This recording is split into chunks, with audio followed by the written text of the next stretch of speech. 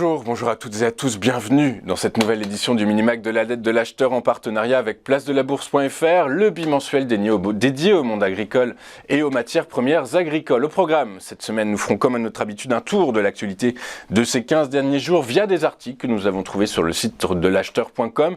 Puis nous retrouverons Mathieu Driol, Mathieu qui est un analyste senior chez Day et qui nous présentera sa commo du jour aujourd'hui consacrée au blé et au maïs. Et puis pour finir cette édition du 23 juin, nous serons en duplex avec Jean-Marie Sinoni. Voilà pour le programme de cette semaine. Et donc en ouverture de notre mini-mag, eh bien, nous allons aborder l'actualité via des articles que nous avons trouvés sur le site internet de la lettre de l'acheteur.com. Et déjà, premier importateur mondial de maïs et de soja, la Chine est désormais sur le point de dépasser l'Égypte et la Turquie en tant que plus gros acheteurs de blé de l'année jusqu'en juin selon les données chinoises et officielles des États-Unis. Les achats ont dépassé 12 millions de tonnes au cours des 11 premiers mois de la campagne de commercialisation qui s'étend jusqu'en juin. Plus de la moitié de ces cargaisons ont été fournies par l'Australie. Les importations de l'aliment de base se sont accélérées au-dessus de 1 million de tonnes par mois à partir d'octobre avant de culminer à un record de 1,68 million de tonnes en avril.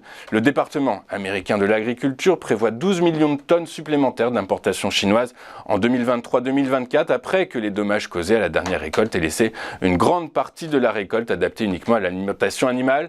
De fortes pluies dans le Henan, la plus grande région productrice de Chine, ont affecté la qualité et fait grimper les prix des céréales à haute teneur en protéines utilisées pour faire du pain et des nouilles. Cela devrait profiter aux producteurs de blé et aux expéditeurs du monde entier tout en nuisant potentiellement à la demande d'autres ingrédients alimentaires comme le maïs ou le soja, car davantage de blé est remplacé par des rations pour le bétail.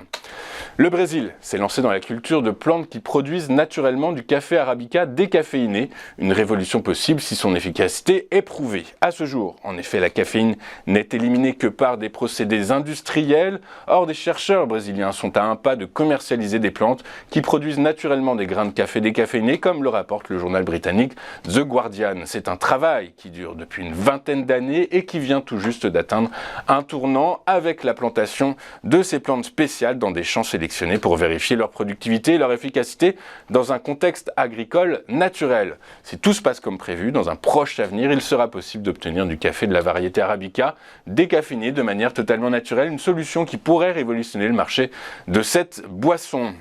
La semaine dernière, la Fédération des producteurs de fruits de France et les producteurs de pêche et d'abricots ont envoyé un courrier aux principaux distributeurs français les exhortant à passer de l'origine espagnole à l'origine française et ce, au plus vite. En effet, la production française de pêche et nectarine a connu une nette accélération des récoltes liée à l'humidité observée ces 3 dernières semaines et aux températures relativement élevées. Le retard est donc comblé et il n'y a plus de raison valable pour que les grands distributeurs commercialisent des produits d'origine étrangère. On va marquer une toute première pause et juste après nous retrouverons Mathieu Driol, Mathieu et sa commo du jour. À tout de suite sur Téléfinance.